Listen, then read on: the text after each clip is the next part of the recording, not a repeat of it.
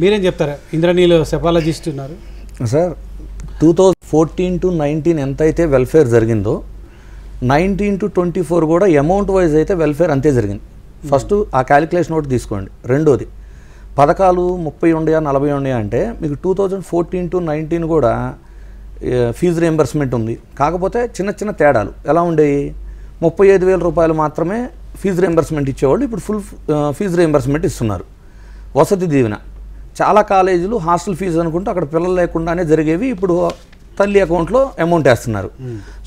So పథకాల పేర్లు మారి ఉండొచ్చు కానీ 2014 to 19 గత ప్రభుత్వంలో కూడా ఇంతే అమౌంట్లో సంక్షేమం అయితే జరిగింది. మీరు బాగా గుర్తుపెట్టుకోవాల్సింది ఏంటి అంటే సౌత్ ఇండియాలో జనరల్గానే వెల్ఫేర్ ఎక్కువ ఉంటుంది. డెవలప్డ్ స్టేట్స్ కాబట్టి ఇన్కమ్ సోర్సెస్ ఎక్కువగానే ఉంటాయి, అలాగే వెల్ఫేర్ కూడా ఎక్కువ ఆశిస్తారు. సో ఆ వెల్ఫేరు రైట్ పర్సన్కి అందిందా లేదా అంటే అర్హత ఉన్న వ్యక్తికి అందింది అంటేనేమో డెఫినెట్లీ అతనిది అది ఓటుగా మారుతుంది. ఒకవేళ అర్హత లేకపోయినా ఓట్లు కొనుక్కుంటున్నాం కదా, ఈ 4 ఏళ్ళు మనం డబ్బులు వేస్తే అది ఓటుగా మారిద్ది అని అర్హత అవసరము ఈ రెండు లేని వ్యక్తికి ఇచ్చి ఉంటే అది ఓటుగా మారదనమాట. సో ఈ క్యాలిక్యులేషన్లో చాలా వరకు వెల్ఫేర్లో ఇప్పుడు జనరల్గా ఏంటి వైఎస్ఆర్సీపీ పార్టీ అని చెబుతుంది ప్రతి 100 కుటుంబాల్లో 80 కుటుంబాలకు 90 కుటుంబాలకు వెల్ఫేర్ అందింది అని చెప్తున్నారు. మీరు కూడా ఇందాలన్నారు 2 లక్షల సంథింగ్ అమౌంట్ అను నెంబర్స్ కూడా చెప్పారు. సో అంతమందికి అందినా కూడా అందరికీ అన్ని పథకాలు అందలేదు కదా, ఎలా అందుతాయి? అందినయా అందలేదా పక్కకు పెడితే 87% DPT ద్వారా నగదు బదిలీ పంపిణీ చేసిన ఈ ఎన్నికల్లో ఒక ఆంధ్రప్రదేశ్ కాకపోవచ్చు, ఇంకొక రాష్ట్రం కావచ్చు, సంక్షేమ పథకాల వల్ల ప్రజలు ప్రయోజనం చేకూరితే ఆ ప్రయోజనం మేరకు ఓట్ల రూపంలో వస్తాయా రాదా అనేది చర్చ. ఎగ్జాక్ట్లీ సార్, అదే మేమేం చెప్తున్నాం అంటే అవసరం ఉన్న వ్యక్తికి అవసరానికి అనుగుణంగా అందుంటే కంపల్సరీ అది ఓటుగా మారుతుంది. అది కృతజ్ఞత చూపిస్తారు వాళ్ళు. అవసరం లేని వ్యక్తికి ఓట్లు కొనుక్కుంటున్నాము, కుల సమీకరణలు చేస్తున్నాము, దాని పద్ధతిలో ఇస్తే మాత్రం అది ఓటుగా కన్వర్ట్ అయ్యే ఛాన్స్ అయితే లేదు.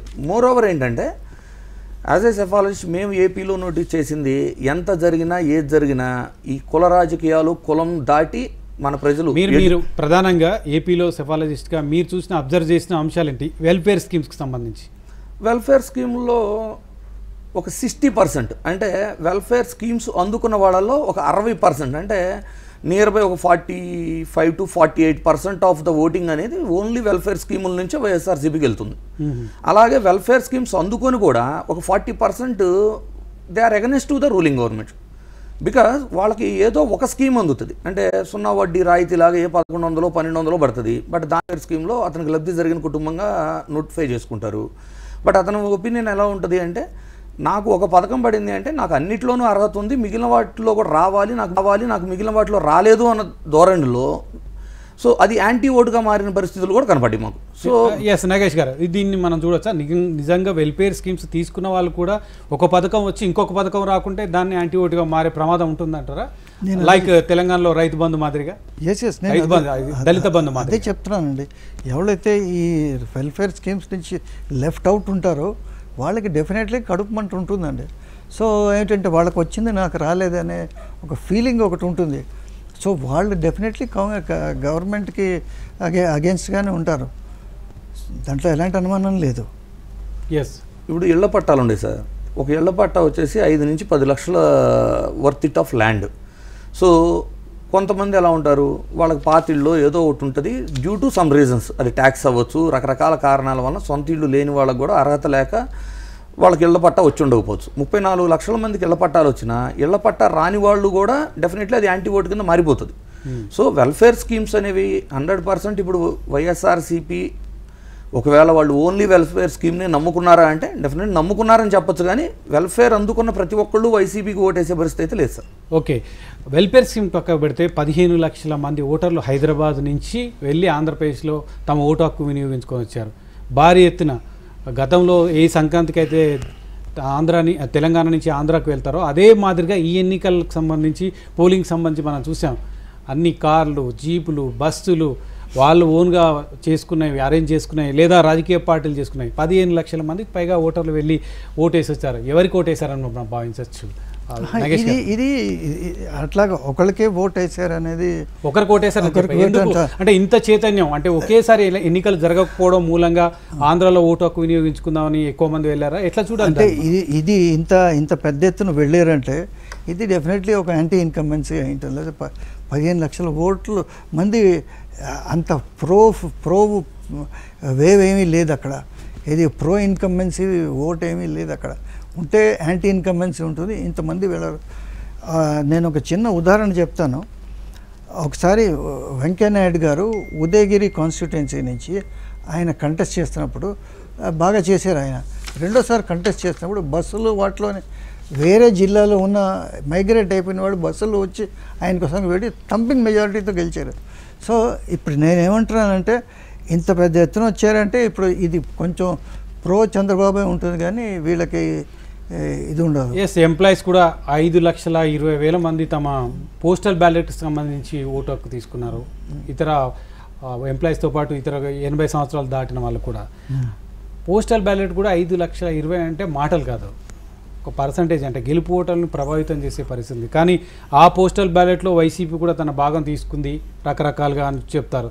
ఎట్లా చూడాలి ఇది? అంటే పోస్టల్ బ్యాలెట్ బాగా స్ప్రెడ్ అవుట్ అయిపోతాయి అనుకుంటాను. సో దాని ప్రభావం అంటే ఎన్జిఓల ప్రభావం ఉంటుంది. బట్ ఈ పోస్టల్ బ్యాలెట్ది నేను అనుకోవడం ఒక కాన్స్టిట్యుయెన్సీకి పరిమితం కాదు కదా, అది అన్ని కాన్స్టిట్యుయెన్సీలో డిస్ట్రిబ్యూట్ అవుతాయి. బట్ ఎన్జిఓలు వాళ్ళకి వాళ్ళ అసంతృప్తిగా ఉన్నారు వాళ్ళు. ఎందుకైతే వాళ్ళకి ఇది రాలేదు అనుకుంటా, ఫిట్మెంటో ఏదో అడుగుతున్నారు, అది రాలేదు. ఎస్ పుల్లారావు గారు, 15 లక్షల మంది హైదరాబాద్ నుంచి ఓటర్లు వెళ్ళి అక్కడ ఓటు హక్కు వినియోగించుకున్నారు ఆంధ్రప్రదేశ్కి సంబంధించి. ఎట్లా చూడాలి పుల్లారావు గారు? ఎందుకు ఇంత పెద్ద ఎత్తున హైదరాబాద్ నుంచి వెళ్ళి ఓటు హక్కు వినియోగించుకున్నారంటే ఏం చెప్తారు పుల్లారావు గారు మీరు? ఎస్ ఓకే, వైసీపీకి సంబంధించి వైసీపీ పాజిటివ్ అంశాలు మనం కనుక చూస్తే 87% స్కీమ్స్ డైరెక్ట్గా బెనిఫిట్ అయ్యాయి అని చెప్తున్నారు. కుటుంబాలకు సంబంధించి 2,68,000 కోట్లు పంపిణీ దీని ద్వారా జరిగిందని చెప్తున్నారు. 60 లక్షల మందికి 3,000 చొప్పున పెన్షన్ ఇచ్చిన అంశాన్ని చెప్తున్నారు. 35కు పైగా పథకాలు అందరి ప్రజలకు కూడా, నేను ఇంతకుముందు చెప్పినప్పుడు 87% ప్రజలకు అందాయని చెప్తున్నారు. సోషల్ ఇంజనీరింగ్, ఎస్సీ ఎస్టీ బీసీలకు సంబంధించిన సీట్లు కేటాయించడం, 75కు పైగా స్థానాల్లో మార్పులు చేయడం, 50% పైగా నామినేటెడ్ పోస్టులో రిజర్వేషన్ సౌకర్యం కల్పించడం, 33% మహిళలకు అవకాశం కల్పించడం, ఈ అంశాలన్నీ కూడా వైసీపీకి కలిసి వచ్చే అంశాలు ఉన్నాయి. ఎగ్జిట్ పోల్ ఫలితాలు కూడా అదే విధంగా ఉండబోతున్నాయి. ఈ అంశాలు ఖచ్చితంగా ప్రభుత్వానికి అనుకూల అంశాలే, ప్రతికూల అంశాలు కావని చెప్తున్నారు. ఎస్ నాగేష్ గారు. డెఫినెట్లీ ఇవన్నీ అనుకూల అంశాలే, కానీ ఇందాకలే మీరు చెప్పినట్టుగా ఎంత మటుకు అవి ట్రాన్స్లేట్ అవుతాయని 40% వరకే ట్రాన్స్లేట్ అవుతాయంటున్నారు కదా. 60% may not vote for the government. వాళ్ళకి ఏమిటంటే ఇప్పుడు మీరు ఇన్ని స్కీమ్స్ చెప్పారు, ఈ అన్ని స్కీమ్స్ ఒకరికి అందవు కదా. ఒకరికి ఈ స్కీమ్ అందుతుంది, ఒకరికి ఆ స్కీమ్ అందుతుంది. సో ఎవరికైతే ఒక స్కీమ్ రాదో, ఇంపార్టెంట్ స్కీము, అది అక్కడ డెఫినెట్లీ ఒక అన్హ్యాపీనెస్ ఉంటుంది అక్కడ. సో వాళ్ళు ఓటేయరు. ఈ స్కీములన్నీ ఇంప్లిమెంట్ ఈ స్కీములన్నీ పట్టుకుని ఓటు వేసేస్తే ఇంకా స్వీపే అక్కడ. అదే జరుగుతుంది అంటున్నారు ఆంధ్రప్రదేశ్లో ఇప్పుడు. మరి సేపట్లో చూడబోతున్నాం. ప్రశాంత్ కిషోర్ చెప్పింది వేరే విధంగా చెప్పారు కదా. ప్రశాంత్ కిషోర్ చెప్పింది చాలా చోట్ల కూడా తారుమారు కూడా అయింది. అంటే ప్రశాంత్ కిషోర్ చెప్పింది ఏమిటంటే YSRCP is heading for defeat అన్నారు. 120 to 130 సీట్స్ టీడీపీకి వస్తుందన్నారు, 15 లోక్సభ సీట్స్ టీడీపీకి వస్తుందన్నారు ప్రశాంత్ కిషోర్. ఇంతకుముందు పుల్లారావు గారు కూడా చెప్పారు, ప్రశాంత్ కిషోర్ లాంటి వాళ్ళు ఇతర సంస్థలు కూడా కొంత కిరాయి సంస్థలుగా మారిపోయాయి, వాటి మ్యానిపులేట్ కూడా చేస్తున్నారని చెప్తున్నారు. అంటే నేను అది నమ్మను. ఎందుకైతే అది అంతా సిఫాలజిస్ట్ని అందరినీ అవమానం పరిచినట్టు మనకు ఇంద్రనీల్ గారు చెప్పాలి. సార్ ప్రస్తుతం అయితే ఆంధ్రప్రదేశ్లో యాంటీ ఇన్కంబెన్సీ చాలా తక్కువ పర్సెంటే ఉంది. మేము ఒక సెఫాలజిస్ట్గా నేను అది అంత కన్ఫామ్గా ఎందుకు చెప్పగలనంటే, ఎప్పుడైనా యాంటీ ఇన్కంబెన్సీ ఎక్కువగా ఉంటే చాలా ఈజీగా ఎలక్షన్ ఎవరు గెలుస్తారో చెప్పేయచ్చు. ఓటర్ నాడి పట్టుకోవడం కూడా చాలా సులభం అయిపోతుంది మాకు. అలాంటిది ఈ స్కీమ్స్ అవ్వచ్చు, ఈ రోజున ఎలా ఉంది అంటే సర్వేలు కూడా ఎక్కువైపోయి, అంటే ప్రతి చిన్నదానికి డైరెక్ట్గా ప్రజల దగ్గరికి వెళ్ళి సర్వేలు చేస్తున్నారు. అంటే అది పథకం అవ్వచ్చు, లేదు అంటే ఒక అభ్యర్థి సెలక్షన్ అవ్వచ్చు, ప్రతిదానికి ఒక సర్వే నిర్వహిస్తున్నారు. ఐవీఆర్ఎస్ అవ్వచ్చు, లేదు అంటే ఫీల్డ్ అవ్వచ్చు. సో ప్రజలకు కూడా నా ఉద్దేశం ఏంటంటే ఇసుగు వచ్చేసింది ఇంతమందికి ఆన్సర్ చేసి. సో అదొక రీజన్ అవ్వచ్చు. లేదు యాంటీ ఇన్కంబెన్సీ తక్కువ ఉంది కాబట్టి ప్రజలను ఆడిపట్టుకోవడం కూడా కొంచెం టఫ్ అవుతుంది. అదే యాంటీ ఇన్కంబెన్సీ ఎక్కువ ఉందనుకోండి, చాలా బయటపడిపోయి చాలా గర్వంగా చెప్పేస్తారు. ఏమనంటే ఇతన్ని అయితే మేము ఓడిచ్చేస్తాం, ఇతను రానియము. ఆ పరిస్థితి మాకు చాలా లిమిటెడ్ సెక్షన్ ఆఫ్ పీపుల్ దగ్గర మాత్రమే కనపడింది. సో యాంటీ ఇన్కంబెన్సీ తక్కువ ఉంది. బట్ ఇక్కడ ఏపీ రాజకీయం అంతా ఎట్లా అయిపోయిందంటే sir, with in the 4 to 5 yearsలో ఎవరు ఊహించని రిఫార్మ్స్ అయితే చేశారు. ఆ రిఫార్మ్స్ యొక్క రిజల్ట్ ఎలా ఉంటుంది అనేది రేపు 4 మాత్రమే తెలుసు. ఏ అంశాల మీద మీకు రిఫార్మ్స్ కనిపించినాయి? లైక్ ఇప్పుడు మీకు సచివాలయాలు అవ్వచ్చు, లేదు నాడు లాంటి ప్రోగ్రామ్స్ అవ్వచ్చు. ఇంగ్లీష్ మీడియం స్కూల్స్ ఇంపాక్ట్ ఏ మేరకు ఉండబోతుందండి? ఉంటుంది సార్. ఎందుకంటే అక్కడ మీరు ఏపీ స్టేట్ని తీసుకుంటే చాలా తెలివిగా వాళ్ళు నెంబర్ ఆఫ్ ఓట్స్ను బేస్ చేసే దే హ్యావ్ డివైడెడ్. అంటే పేదవాళ్ళు వర్సెస్ పెత్తందారులు అనే ఒక కాన్సెప్ట్ తీసుకొని వాళ్ళు ఏం చేశారు, ఆ ఓట్స్ని క్యాలిక్యులేట్ చేసుకొని ఆ సెక్షన్స్ ఏంటి అంటే వీకర్ సెక్షన్స్ ఓటింగ్ పర్సంటేజ్ ఎంత ఉంది, అప్పర్ సెక్షన్ యొక్క ఓటింగ్ పర్సంటేజ్ ఎంత ఉంది. సో ఈ అప్పర్ సెక్షన్ మనకు ఓటు వేయకపోయినా పర్లేదు, complete we have to depend on only lower classes. ఆ లోవర్ క్లాసుల్లో కూడా కొంత సెక్షన్ వేయకపోయినా పర్లేదు. అంటే వాళ్ళు చాలా క్లియర్గా ఒక ఎలక్షన్ ప్రొసీజర్లోనే 4 ఏళ్ళు వర్క్ చేసుకున్నారు. ఓకే, లబ్ధిదారులు పేదలు, మధ్యతరగతి, ఎగువ మధ్యతరగతి, సంపన్నులు. అవును, చూస్తే లబ్ధిదారులు పేదలు ఎక్కువ శాతం ఉంటారు. కామన్గా 60-70% వాళ్ళే ఎక్కువ ఉంటారు. సో ఆ లబ్ధిదారులకు చేరే విధంగా పథకాలన్నీ కూడా వెళ్ళినాయని చెప్తున్నారు. కానీ వైసీపీ ప్రభుత్వం మీద మధ్యతరగతి ప్రజలు, ఎగువ మధ్యతరగతి ప్రజలు, సంపన్న వర్గాలు ఎందుకు కోపంగా ఉండడానికి కారణం ఏంటి? ఒకటి సార్, కొన్ని ఉంటాయి రీజన్స్. ఇప్పుడు ఏ ప్రభుత్వం కూడా క్లియర్గా అన్నీ చేయలేరు.